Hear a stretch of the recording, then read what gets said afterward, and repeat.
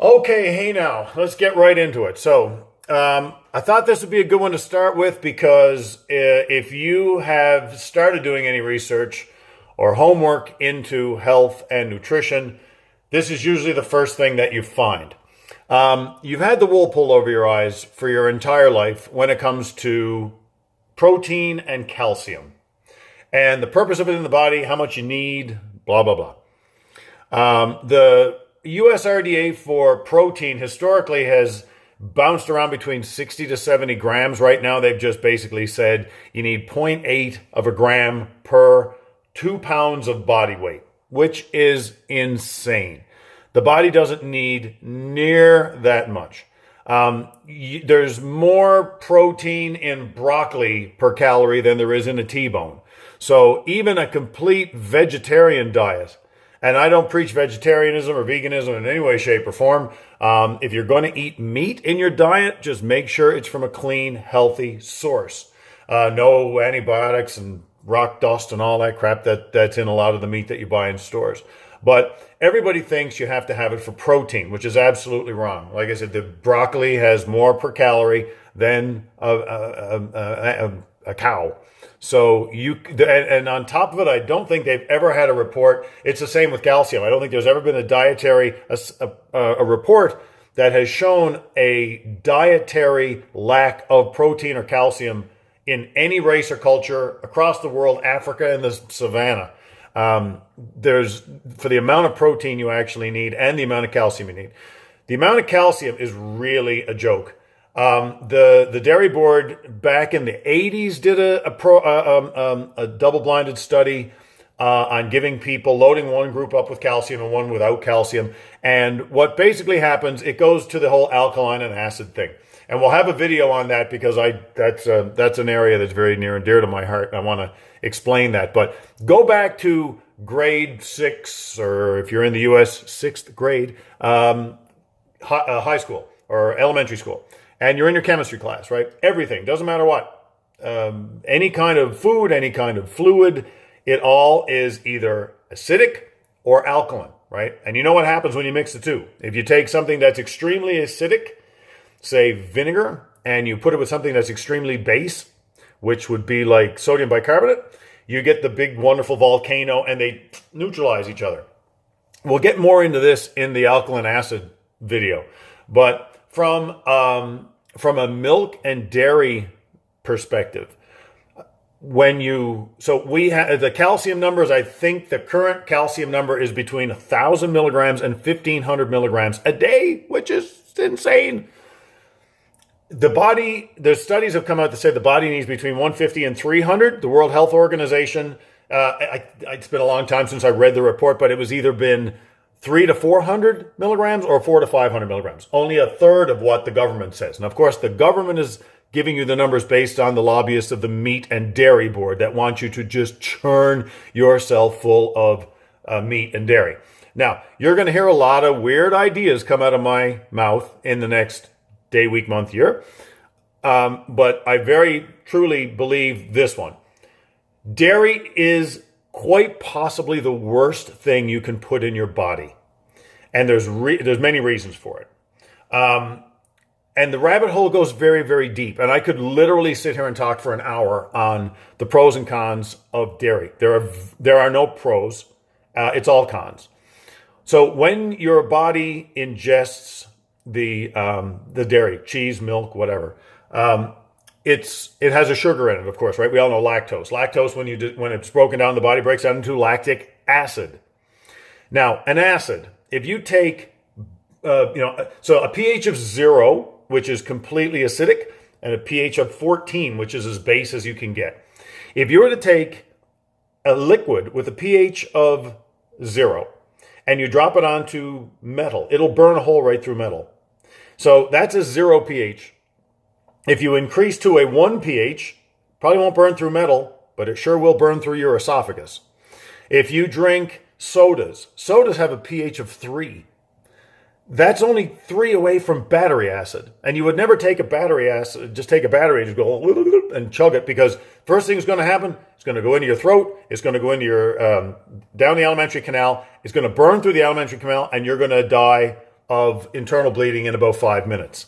So you would never do that with battery acid, but we all do it. I don't certainly do it, but most people do it every single day with colas and all this terrible stuff. So what happens is that anything you put in your mouth, and this is the whole premise of what I want to talk to people about and what my channel is all about. Anything you put in your body has to be eliminated or assimilated.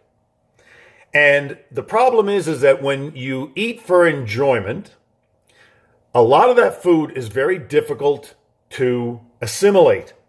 So if you think you have a big T-bone steak and in this hand and lettuce, a salad in this hand, what do you think is easier for the body to digest? It's certainly much easier for it to digest the salad than it is a T-bone steak. An acid can't be absorbed at all. So that has to be eliminated.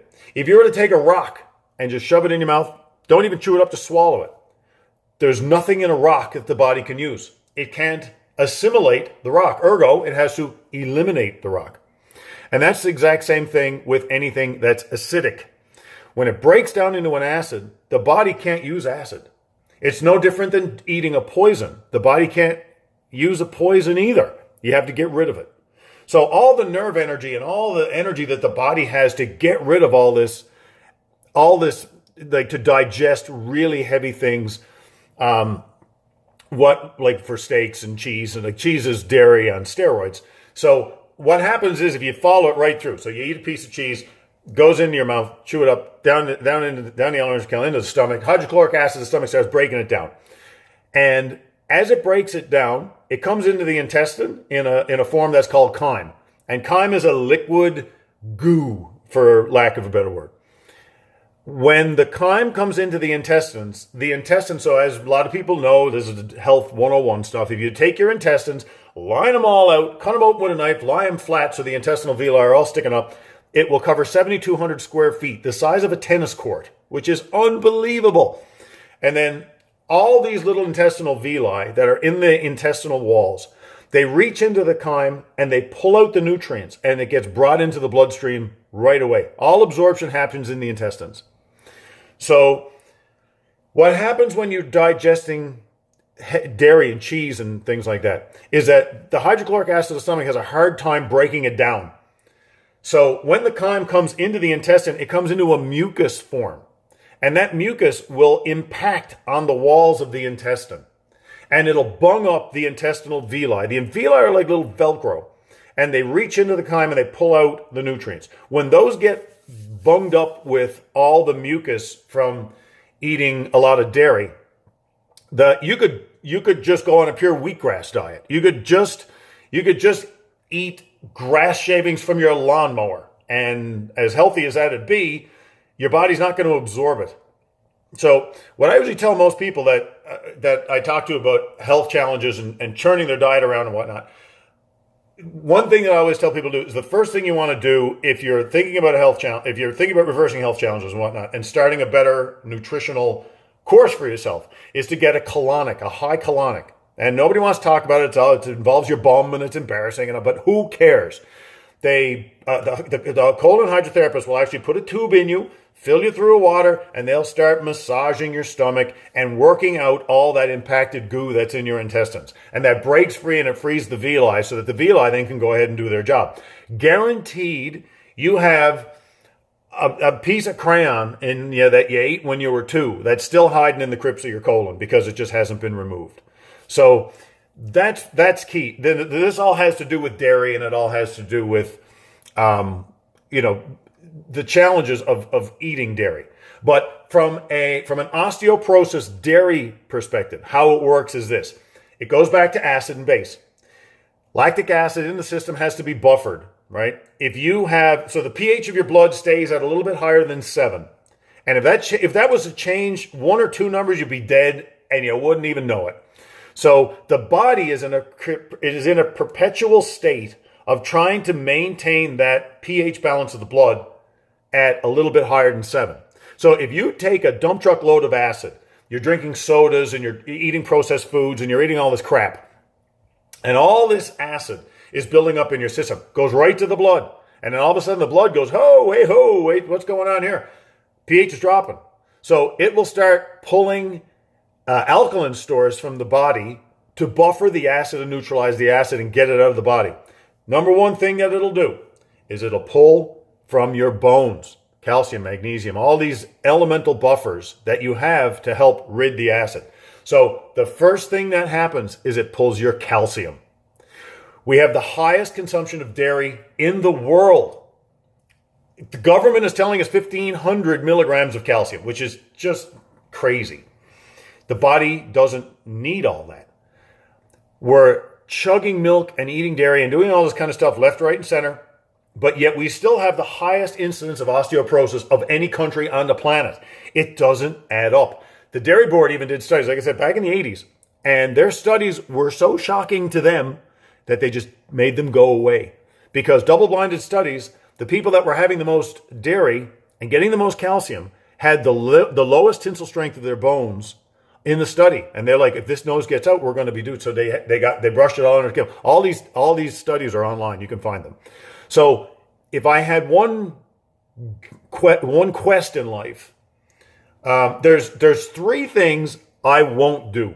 If I was in a desert and I came across them and I was dying, high fructose corn syrup, that's one. We can have a video on that later on. I don't do that. Sodas, because that's just pure crap, and dairy. Because dairy has such a bad impact on the intestinal villi, it just bungs everything up. Again, I'm not going to take something unless I give something, right? So what I'm going to show you is almond milk. It's the exact same thing. If you have to have that milk, if you eat grains and cereals and you want to put milk in your cereals, great. If you want to make hot chocolates with cacao and all that kind of stuff, put that in, healthy as it gets. But almond milk. We're the only group of people alive that suck off an udder of a cow, right? Cow's milk are for baby cows. People milk are for baby people. Elephant milks are for baby elephants, right? We're the only group that switches over and decide we're going to start drinking an animal, the milk of another animal. It's not for us. It's disgusting. But milk is not bad. Don't get me wrong. I make almond milk. I make it every week, and sometimes I buy it. I don't like buying it in the store because it has the carrageenan in it, and there's lots of problems with that. And it's usually a sugar bomb. The unsweetened ones are not so bad. So what I'm going to do now is I'll show you a quick little video. Nuts are good, right? Healthy fats, proteins. But the problem with nuts, and again, it gives the rabbit hole just getting deeper and deeper and deeper. In the United States and Canada, every time you buy a raw nut, let you in on a secret. It's not raw.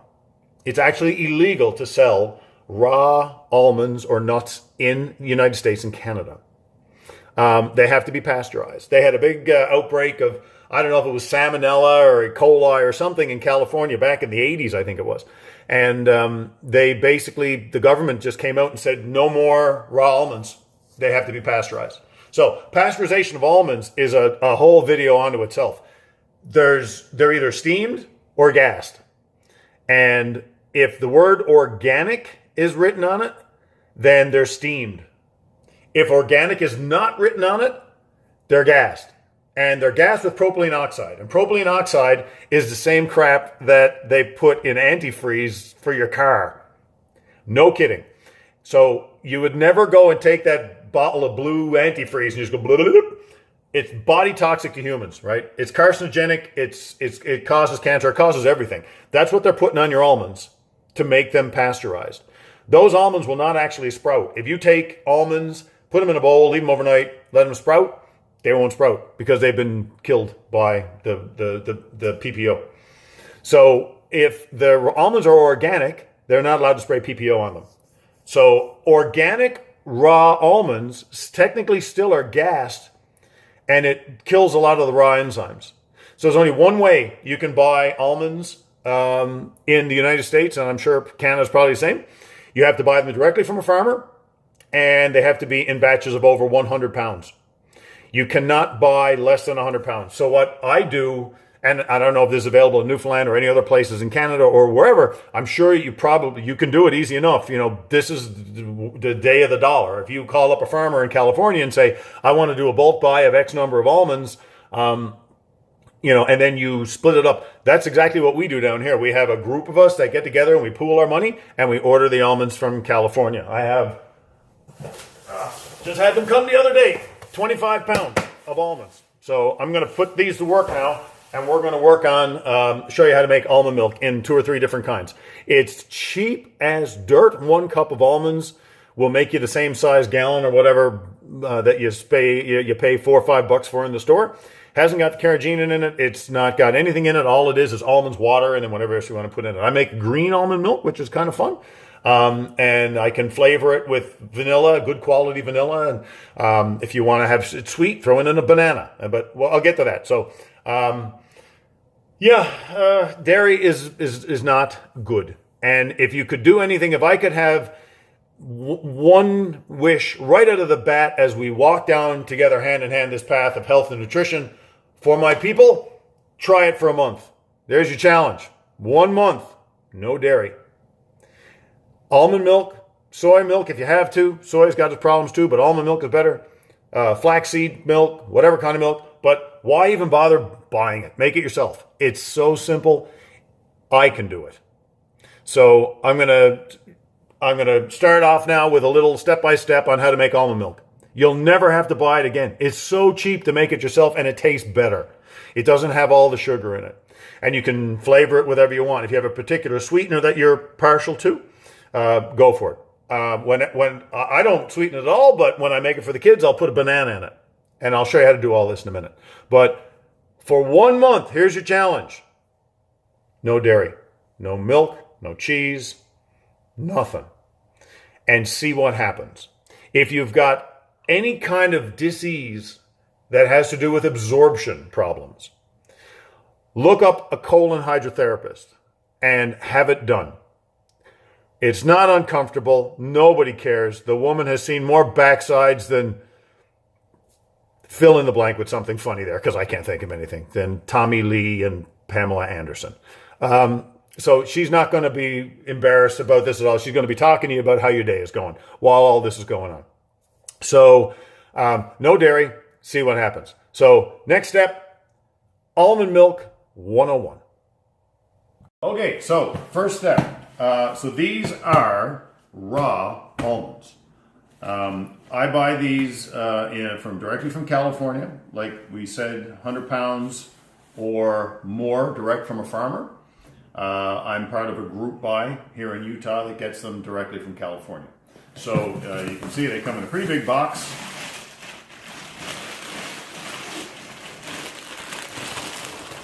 You usually wind up having to freeze them because 25 pounds is actually a lot of almonds. So in here, I've just taken some filtered water, and really all you need to do is take a good stinking heaping cup, and in we go, and that's it.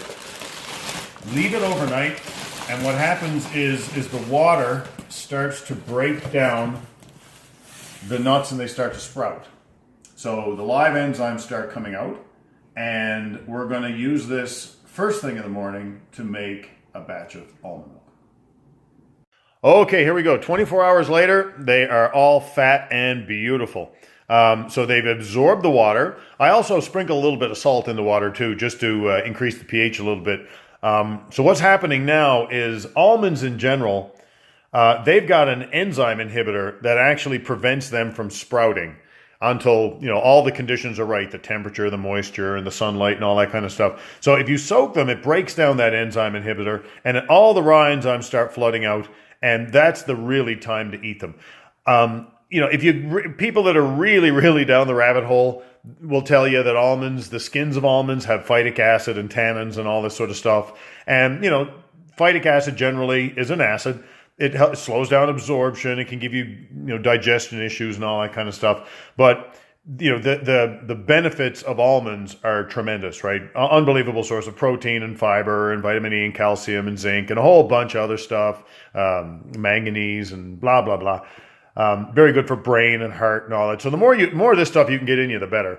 But just to give you a side by side, I took out 3 of the sprouted ones and put them next to 3 of the original ones, and they're probably a decent 50% larger. So where these guys are now, all the live enzymes are flying, and this is something that you can do at home, and it's getting raw enzymes into your system, and this is going to be the basis of our almond milk. So here we go. Time to make the almond milk. We had our almonds soaking all night. I just drained them off. So you got all these big, fat, plump, enzyme-rich almonds ready to go. I have a Vitamix. There's a blood battle in hippie terms of which is better, Vitamix or Blendtec. Some people say Blendtec, some people say Vitamix. A regular blender will do it, but if you're really going to get serious about health and nutrition, you almost kind of got to go buy one of these things. A Vitamix or a Blendtec is absolutely, you can powder up nails in these things. It is an industrial strength blender. So again, I have nothing to do with Vitamix or Blendtec. You can do your own research and you can find which one you want to use. I use Vitamix just because I probably got a good deal on it someday. All right, so first thing we're going to do, we're going to fill up. I've got an alkaline water filter here. We'll probably have a video on that at some point as well. As opposed to using tap water, this puts out a higher pH water. I'm going to let this fill up. And then as that's filling up, this is basically what I'm going to use if I'm going to make, it all depends if I'm going to make green almond milk or regular almond milk. And green almond milk, I just chopped up some celery, chopped up a cucumber. That's actually a frozen banana. If I'm going to try to talk the kids into eating it, they're going to want to have some sweetness to it. So when your bananas start getting old and they get a little bit brown, throw them in a bag, put them in the freezer, and they actually make a wonderful sweetener for almond milk. So then I've got a natural vanilla that we get from Mexico that's really completely clean. Mesh bag, strain it out, and something to strain it out in. So here we go.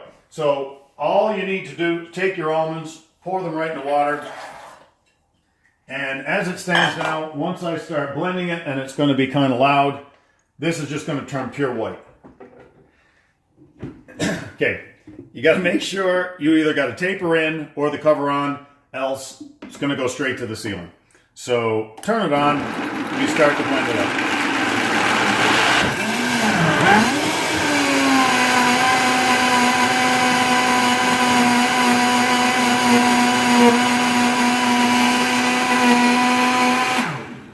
Okay, so right off the bat, you could literally now just pour that in the bag, pour it into the bowl, and filter it out, and that's almond milk. That's all there is to it. It's unsweetened. If you want to add a little bit of sweetness to it, here's your banana, in goes the banana. So that's a perfectly good way to make almond milk. What I'll do just really quickly is I'll just show you the next step. You take the cover off and put it over the bowl and just pour in a little bit, and any chunks of almond, the skins obviously don't get put in there. And if you look down in there, you strain it all out, and that's almond milk. So we can take a glass and pour it in, then that's almond milk. That's all there is to it, guys. You can make it for pennies, and it takes you 5 seconds. And that tastes the exact same things it will in the store. If you like it really smooth, you can throw in an avocado. Makes it really thick. If you like it sweet, you can throw in whatever kind of sweetener you like to use. Of course, we don't like white sugar, but if you have a turbinado sugar or cane sugar or whatever your sweetener is of choice, for us it's the bananas because at least it's natural. So now just for a twist, what I like to do, so there's the celery. In goes the celery. Cucumber. Probably best to chop it up into a couple of pieces just so it gets easily churned up. In that goes. And then handful of spinach. And chuck that in as well. And it's the funniest thing you've ever seen. It is literally green almond milk. If you like vanilla flavored milk, you can go ahead and pour in a little bit of vanilla. And that's that. So now we're going to take this thing. Again, make sure your cover is on extremely well, because if not, you're going to paint your ceiling. So we're going to turn this thing on very slow. Slowly start to churn it up.